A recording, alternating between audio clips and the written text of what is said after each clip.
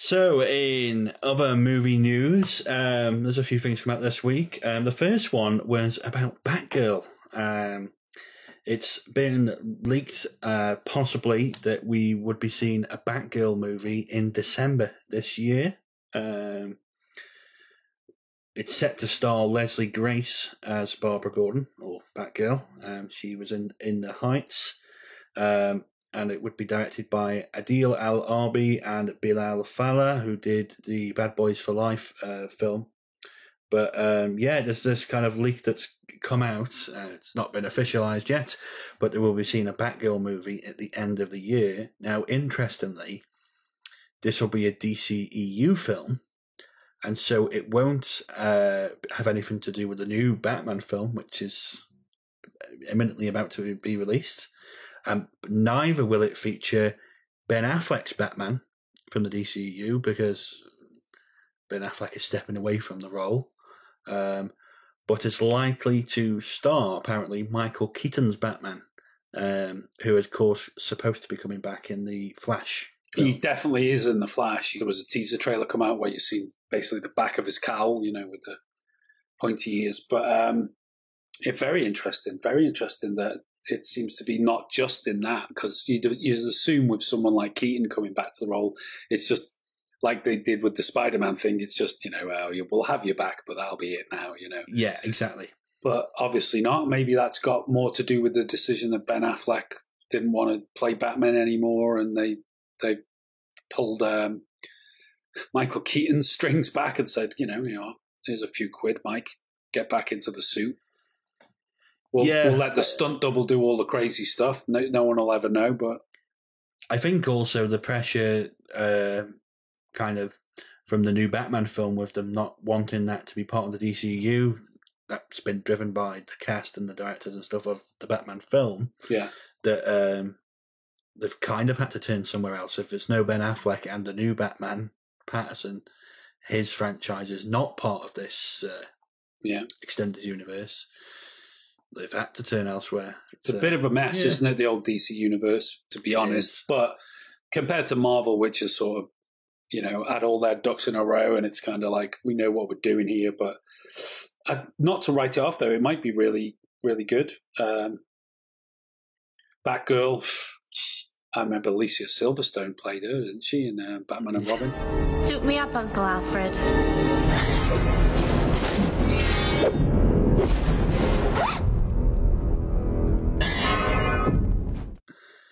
Shame she's not coming back.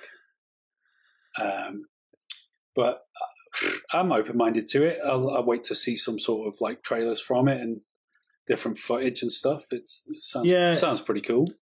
And it'd be interesting to see what they do in The Flash. Michael Keaton coming back. I mean, it's intriguing. Definitely. Of course, loved Michael Keaton's Batman from the 90s, but it's a long time ago now. And I love Michael Keaton, but... Yeah, well, he's been back in the superhero, a comic book movie sort of genre. He was obviously in Spider-Man.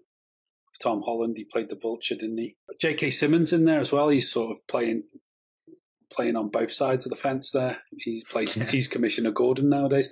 Well, that's what I was going to say as well. So it's interesting that they're keeping the new Pattinson Batman separate from all of this. But I also heard a rumor that they would maybe be doing Joker 2, and with Joaquin Phoenix now, and there may or may not be some sort of associated Easter eggs with Pattinson's Batman.